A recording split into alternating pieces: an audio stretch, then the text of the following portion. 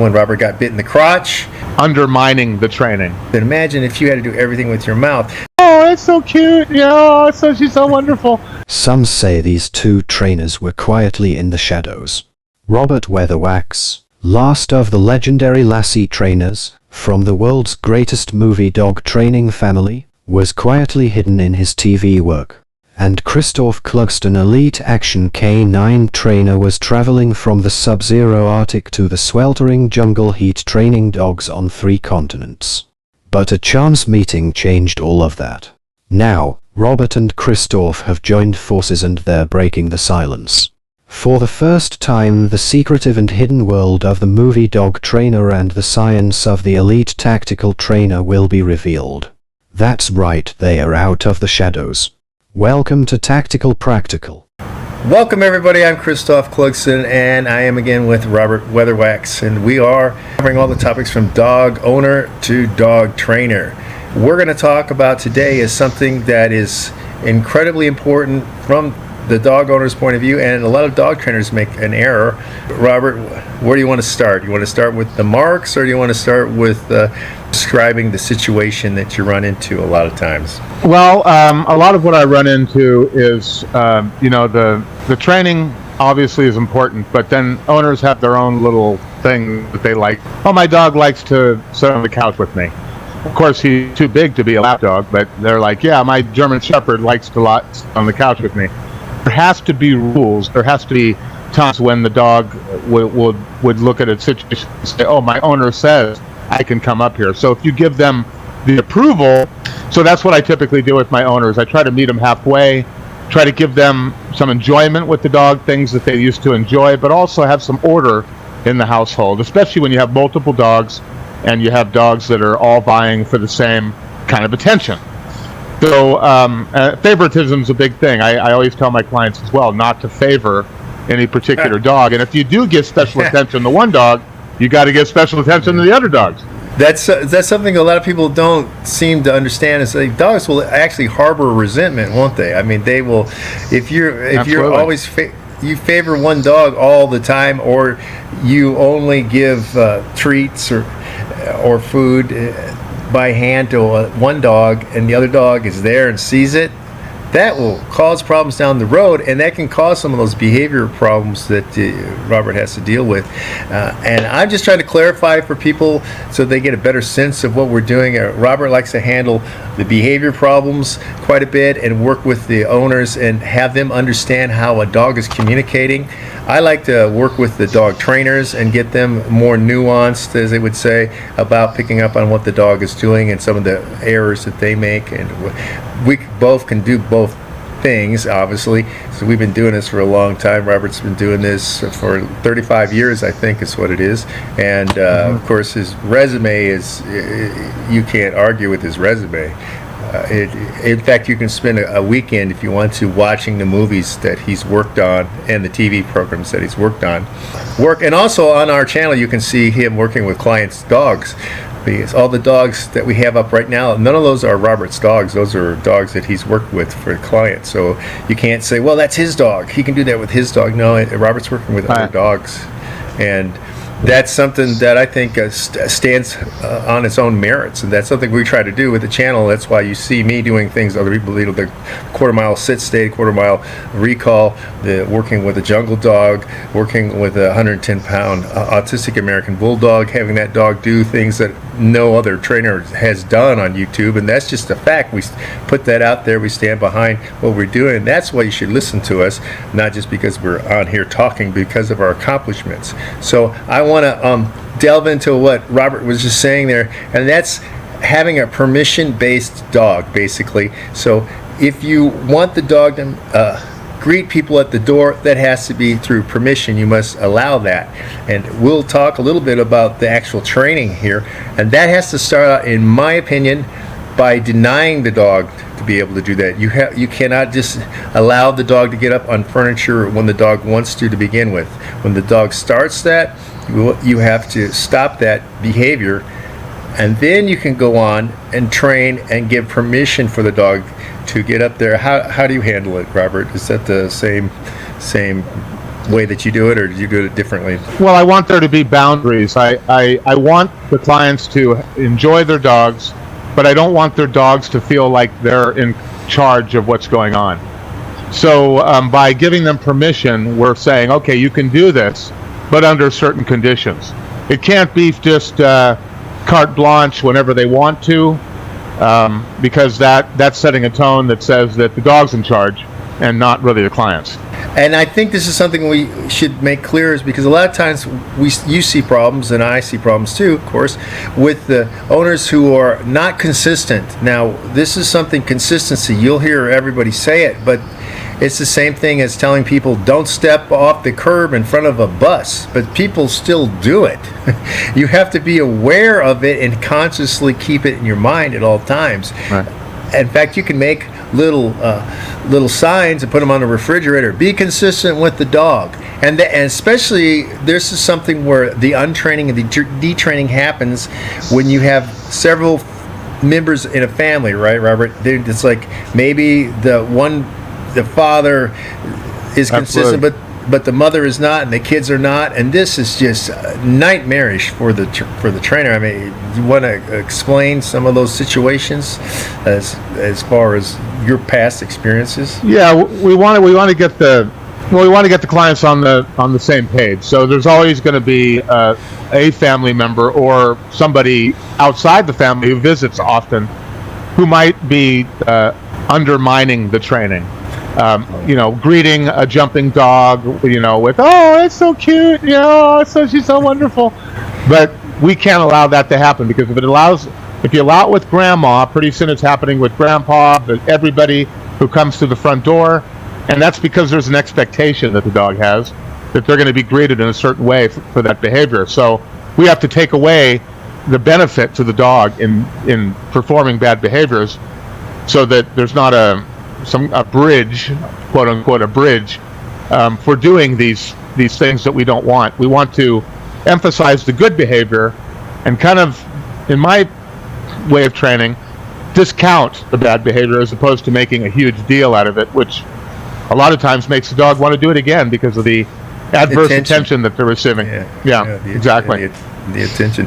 Let me explain something for a lot of people who probably don't know this. It's like, why do dogs put their paws up on you and colloquially it's called jumping up on you? It's because dogs greet each other. Look, everything is from their face, jaws. They don't have hands, so everything they do is with their mouth. And imagine if you had to do everything with your mouth. So they greet other dogs with their mouths, and they use their mouths to show their affiliation with other dogs. And that's what they're trying to do with you. They're trying to get closer to your face. So one of the ways that we can start stopping this, if you don't want them to get up, is for you to lower yourself down, kneel down, and have the dog and stay all four paws on the ground, so that the dog can only greet you when he's got four paws on the ground. That's one of the ways that I would handle that, but I want people to understand that the dog is not doing things to spite you or revenge or something along those lines. A lot of times people want to ascribe a bad motive to the dog. No, the dog doesn't really have bad intentions. It's just that you as a human don't like some of the things that canines do. And right. That has to be one of the things that Robert was talking to me about the other day. Was like, this is something that he has to make very clear to the owners, to the clients, the people that he's working with, is because a lot of times they don't understand the dog. I mean, because we've had decades of experience, and so to us it's just normal. Oh yeah, the canine's going to do this, or that's how you have to act with, or we pick up on things that the owners and normal people don't pick up on. So that has to be made very clear, and you spend a lot of time with the owners going over those sorts of things, don't you? I mean, you actually have like a sort of like a handoff when you finish training with the dog. You have a debriefing session, basically, right? Yeah, absolutely. I want them to start thinking about ways in which we can give the dog the correct idea and in the simplest way possible.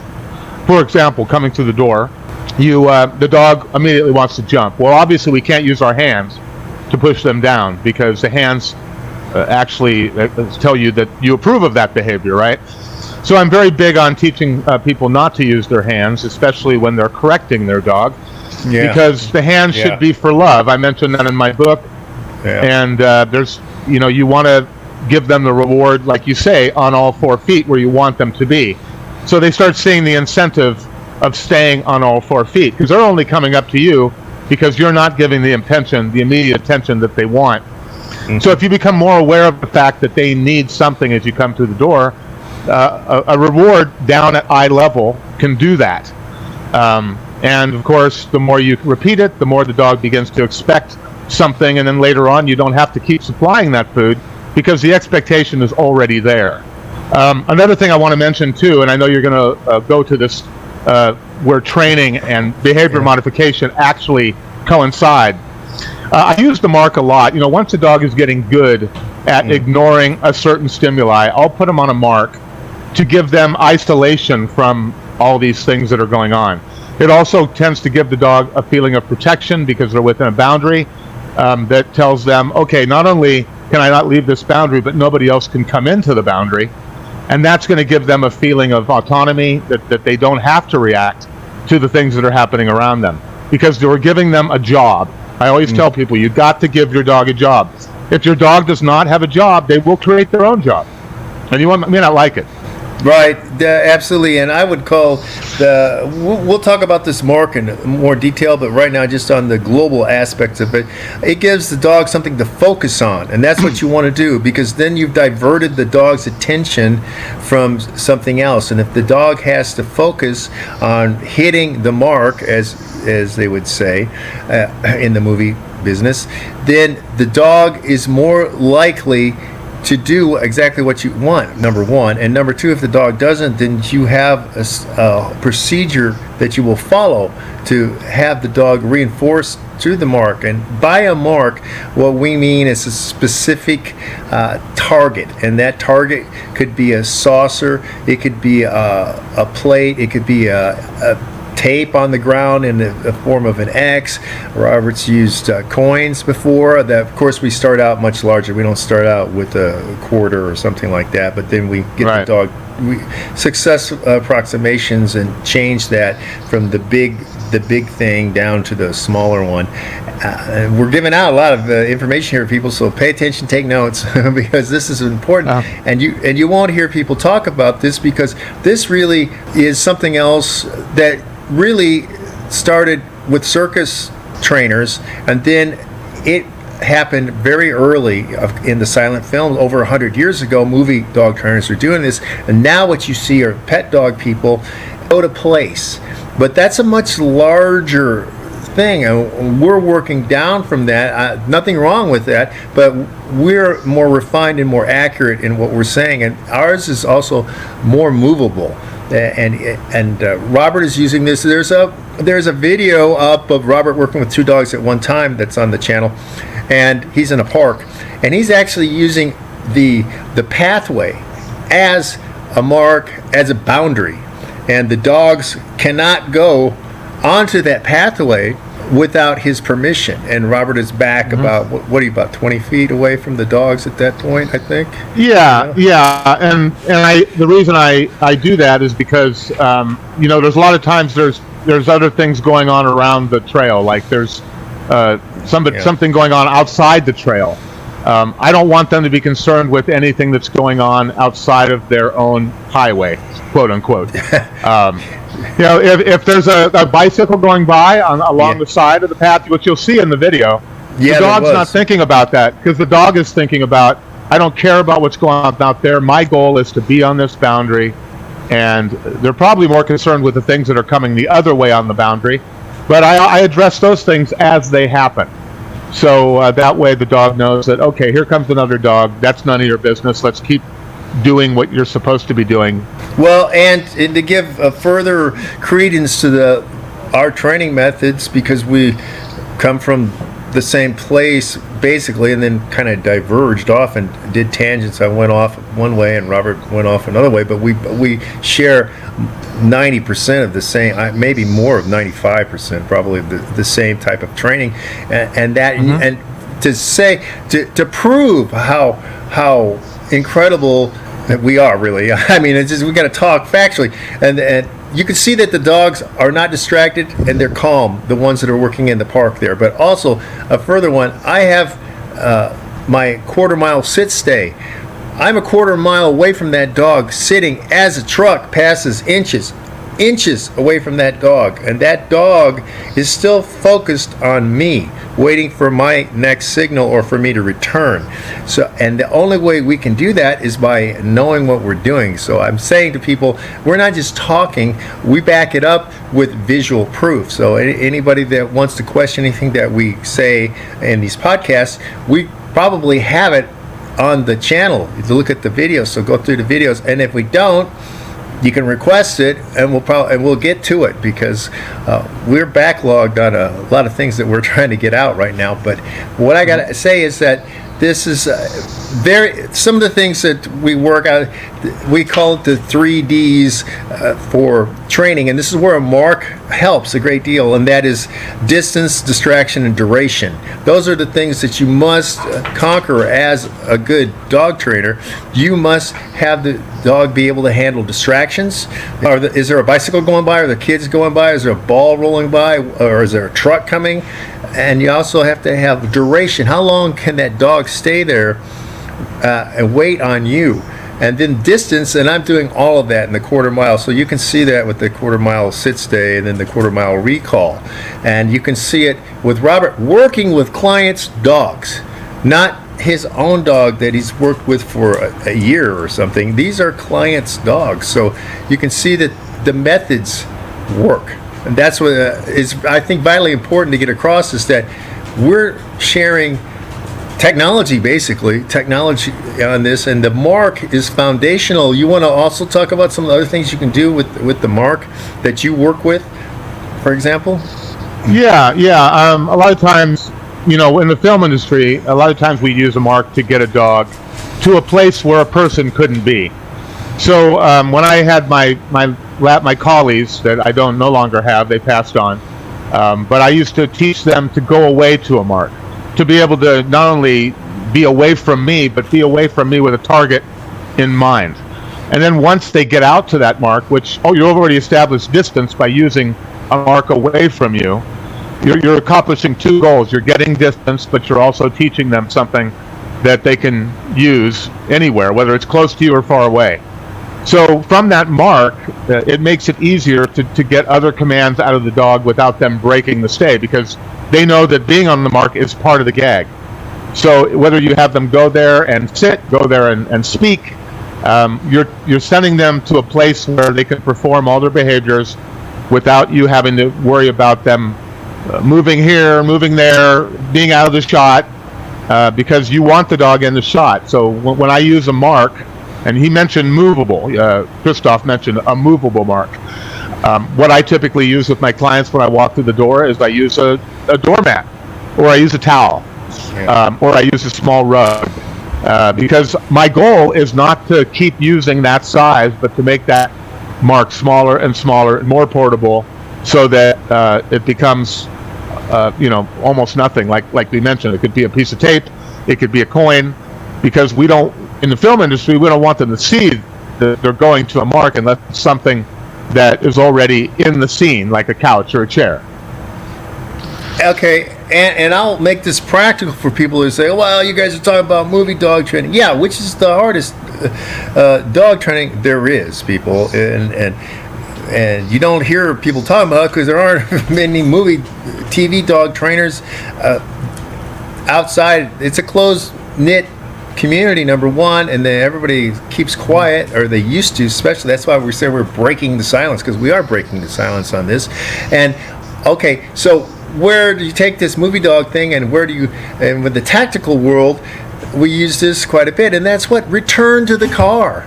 You could be out in the park, for example, and you can send this. We call this a send out, and you send the dog back to the car, because the car is a mark now, or you have something that you put there by the car, like you remember the coffee can lids, Robert? The plastic things. Uh-huh. Yeah. You probably Folgers, right. probably use those as marks, right? Like that sort of thing, or Pringles can if you're good. You know, the top. We're giving free advertising to stuff. Not that we don't endorse eating Pringles, but if you happen to have the cap, that's something that can be used later as a mark, and you can train the dog through a progressive sequence that to return to the car, to be there on that, and not to be wandering around and not to be doing something else, and be focused on that mark, like Robert's saying, because then you've got control. And this is how we do these things at long distances, because one of the things that Robert mentions is his book. By the way, get the book if you don't have the book, because one of the first things that he mentions is it's all about distance, and it is. So this is where I knew that he knew what he was talking about when I saw that, because I'm like, there's only a few people who talk about that, because everybody else wants the dog right next to them. They want them on a 4-foot leash, and this and that. Okay, well, wonderful, but we think that's nothing in our world. That's why we talked about the 50-foot leash. That's another podcast. Check that one out, by the way. And we're doing things at distances like I have to use electronics. The dog can't hear me. I'm even out of whistle range. And some of the things I do with the dogs, we want to have communications with the dogs. We want to trust the dogs will do what we taught them to do, and they will if you follow the procedures correctly. But this is one of the things, when he was talking about distance, I knew right away, like, okay, this guy knows what he's talking about. And then later I found out that we share was a mentor to me, and mentor to Robert also. He worked with them, and that was Carl Miller. And so I was like, wow, this is incredible. But one of the things I want to say about Robert's book, because I brought it up to him the other day, and he said, oh, I didn't even think about that.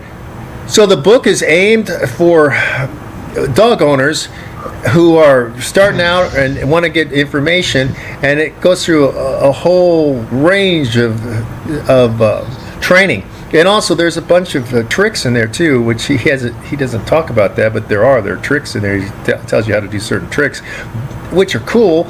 And we'll do a whole podcast about tricks and why they're important, or how they can be tactical and practical. But anyway, I said, well, I saw it as something for dog trainers. And he's like, I didn't even think about that. It's like, yeah, because too many dog trainers are caught up in their one way of doing things. And this gives them a different way that they don't know, because there's a lot of things in the whole Weatherwax evolution of all these years. Because you got to remember, people, Robert comes from the most famous movie dog training family there is. And so he's the culmination of all the other people, all of his relatives before him. And it's not just his father and his grandfather, it's his uncles and his great uncles. They're all involved. I mean, it's hard to mention certain TV series during the 70s, for example, that they weren't involved with, and definitely and before that too. But anyway, I bring that up because Robert doesn't always want to talk about himself, so I'll do it. But I want to put it out there because he's an expert. And what he's talking about here, and what I'm talking about, that the mark is incredibly powerful. And this is something you don't see with other trainers. I mean, you don't see it. They're not using it with all the power that it has, and because it can generate a lot of other behaviors. And one of the things that Robert has said before, and we talk about this, we talk so much, I don't know what's on air, what's recorded, what's not recorded, but the mark makes it easy to train a stay, but it also makes it easy to get a sit, makes it easy to get a down, and move in between those positions, because there's a big debate. Are these actions or positions? Well, you need an action to get into a position, so there's a philosophy angle there that's kind of weird, Is it an action or is it a position? Because a sit is a position, but how did the dog get into the sit? How did the dog get into the down? It takes action to do that. But one of the things that is important is that one can lead to the other. It's very easy once we can get that dog to hold that position. I call it holding the position. Then we can start training other things. We can train the famous Lassie, which was really from Rin Tin Tin originally, going on the side and acting wounded. You can see it in one of my videos. I've got my super dog doing that, and he raises his head up, and he's like he could barely raise his head up, then he puts it back down, and that is trained after the dog can hold the mark.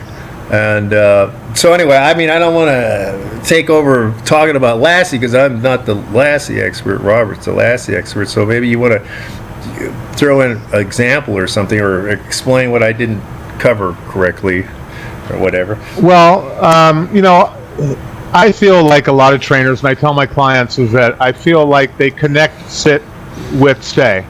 Obviously, Lassie could not come into a scene where he's trying to tell the family something. It's an urgent issue, and the dog sits. It doesn't make any sense. It doesn't make any sense for the scene. It doesn't make any sense for the urgency. So when I teach, the reason I use marks, the biggest reason, is so I can establish stay aside from any position that might be associated with stay. A lot of people, I feel like trainers, use sit to make the stay better, when sit doesn't really have anything to do with stay, but it does put them in a static position. It puts them in a position where it's not easy for them to get up and run away. And I feel like that's kind of where training's going, where it's more about control than about finding out what the abilities of the dog are. And the only way you can find out is by giving them a little bit of flexibility as to what stay really means, right? Stay means so many things. It can mean stay, it could be a concerned stay, it could be a relaxed stay, it can be anything you want, but the emotion that I have always learned, dogs should work with emotion, which is why in training we didn't use clickers and buzzers, even though a lot of trainers do. You don't get the same kind of emotion from a clicker as you get from your own voice. So there's a lot of nuances regarding why a mark works in the film industry, because it creates urgency to get somewhere, but it doesn't come with a package of sitting, lying down, whatever else is typically synonymous with stay. Yeah, and let me clarify something about that from the tactical point of view, is that I don't even call it stay anymore. It's really remain. I want the dog to remain there. And it's just a word. It doesn't really matter what you use as long as you're consistent about it. Right, but my point is that people have corrupted the stay in their mind. Stay has a certain meaning, and that semantically is connected to a sit or a down, for example. So, well, a stay, which stay? Sit stay? If you talk to dog trainers, they're like, which stay do you mean? Sit down stay or sit stay? No, that's why I like to use remain. They're like, what do you mean by remain? It means hold that position. And tactically, we don't care if the dog sits, lies down, or stands up. We don't care, as long as the dog stays, and that stays in the overall sense, remains there, is motionless basically in a small little confined area. Because if you're working with the bomb dog or scout dogs, they have to hold that. We don't care if they're standing or they're sitting or they're lying down, but they can't move forward, and they can't allow, with a scout dog or a bomb dog, they can't allow you to move forward. They will stop you from moving too also. So that's a little into the tactical world, but the point here is that you're seeing differences that we're bringing to the dog training, and it really is about these differences. That's what gives the outcome that's better, really. I feel that it's much better. That's why I train this way. Robert's training this way. It's not just because it's the only thing we've ever seen or the only way. We're an amalgam of different things, as I've worked with all sorts of dogs, sled dogs, hunting dogs, anti-poaching dogs, you name it, I've done it. And I take everything that works from those different trainers. I don't just stay in my little niche, which is the problem that you'll see, or an ideology. I don't just stay with some ideology. And that's something you got to think about when you're training. Like, the mark doesn't sound like something that we would do. The person who trained me doesn't use them. Well, expand. This is the thing. Expand. Right. Accept some other other methods, other techniques, other technology. Really, it's a high technology. This is why big cat trainers do the same thing. There are marks for the big cats too. There's another aspect that I won't delve into that the mark can be evolved to, and that's why big cat trainers use a mark. And circus dog trainers do it too all the time. All the poodles, it's generally poodles, the circus dog trainers like to use, and they're all trained with marks, doing things that they're doing. But anyway, so let's talk about. So, I mean, obviously, we mentioned your book several times during this. Yes, Robert does have a book out, and what is the name of the book, Robert? Where can they get it? Training Your Dog the Weatherwax Way. It's like Christophe said, it really is a mixture of different methods. Obviously, it's based on the methods I grew up watching my grandfather and my father and my uncles, my great uncles working with different dogs, including Lassie. So when I worked with my father, he said, well, you don't really appreciate the way we train. So I want you to go out and I want you to learn from these other guys, work for other trainers. But what I found is that my dad's training, while being a brilliant way of training dogs passed down from years, I needed the other experience. I needed the other options in order to fulfill my destiny as a dog trainer. Because I wasn't going to always be training dogs for movies. I wasn't always going to be working with Lassie. I knew that if I was going to continue working with dogs, I had to be more versatile, and I had to seek out other ways to do the same thing that my dad was doing. My dad might have one way to teach a retrieve or a nudge, but I found from working with other trainers that maybe this method works better for a certain dog. Maybe it works better based on the time limit that I have to teach it. Mm-hmm. So I learned from people like Carl Miller, Boone Nar, Frank Inn, various trainers, William Grisco, trainers who I admired for many years, but also because they didn't do everything the same way my dad did. And I feel like versatility is very important. There isn't just one way to train your dog, but what I've done is I've combined all these methods so that I always have a fallback in case one method doesn't work the way it should. Yeah, it's about having more tools in the toolkit is what it's about. And the more tools you have, the more you can handle. And that's why I laugh when I hear somebody tell me, oh, I'm a dog trainer too. And I'm like, oh, here we go.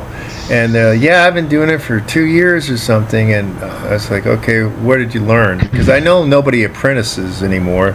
That's a big deal to me. It's like if you apprentice, you probably far better off. People are going. There are some legitimate hardcore dog training schools, but they're basically for people who are going to come out and get job, and you will get a job at these because you'll be doing working dogs, you'll be doing police dogs or bomb dogs or narcotics dogs, search and rescue dogs, hardcore where you can't finagle your way past. You have to be able to train dogs to do that.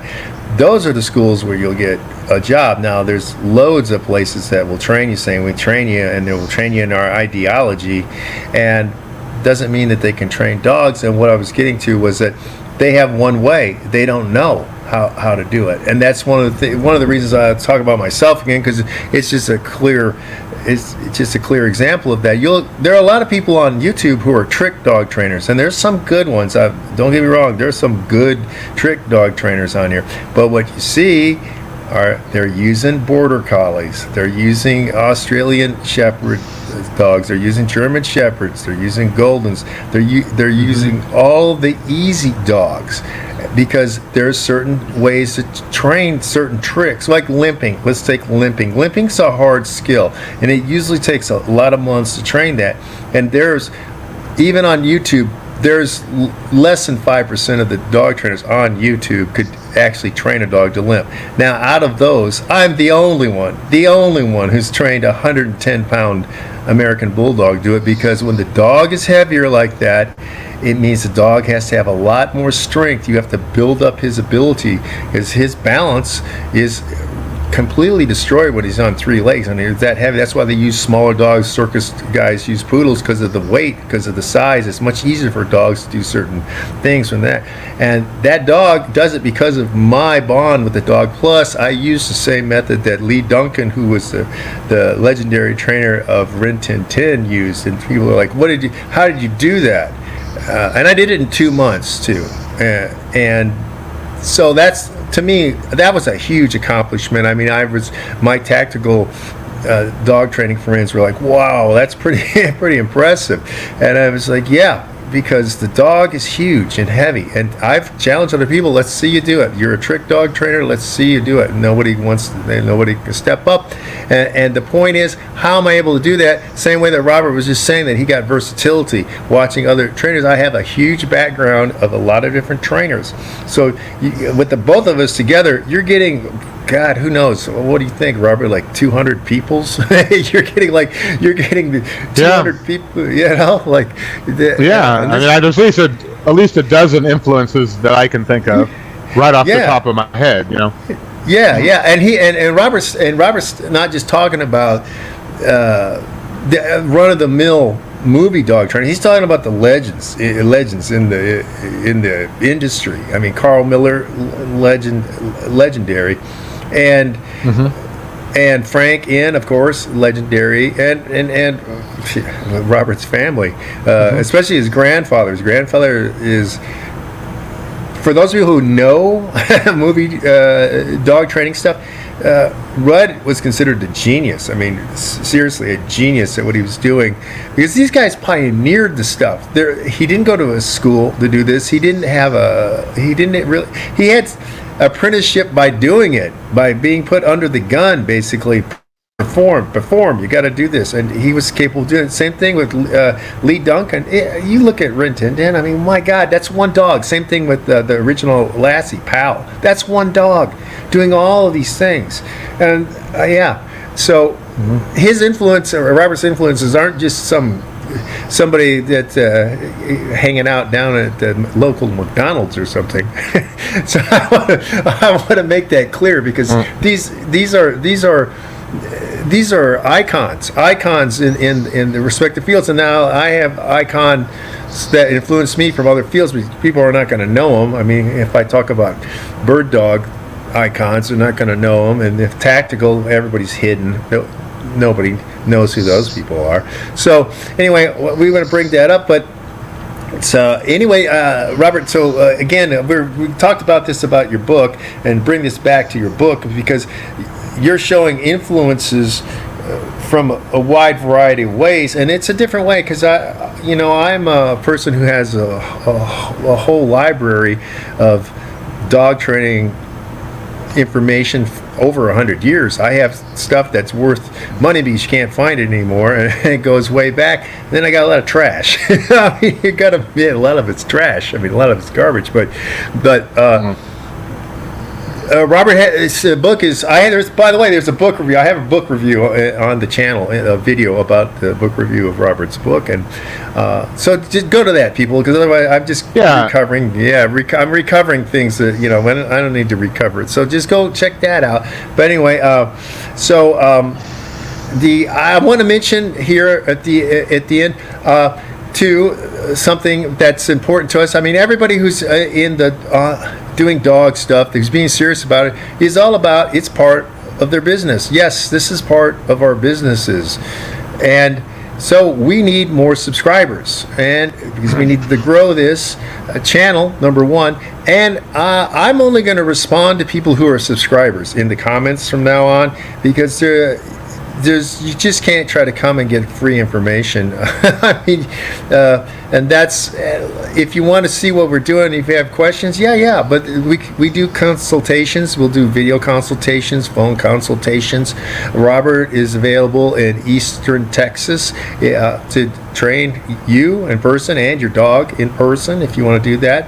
I'm still injured. I'm going to be out of it for a little while, but I'll be coming back to training people's dogs, and workshops and clinics, seminars. We love that sort of stuff, because we can reach more people at one time. This is all about us trying to give what we know to more people. That's really where we're at right now. It's not we're not keeping it in and dying with it, because Robert knows people that said, I'm going to take this to my grave. I mean, they were going to take their dog training ability and skills and techniques to their grave instead of allowing other people to learn it. But what I'm saying is I don't want just window shoppers, tire kickers, and time wasters. I want people who are serious, whether they're serious for their dog as a dog owner or they're a dog trainer, and that's what we're trying to do. Is anyway, so that's what I got to say for this episode, because I think we covered.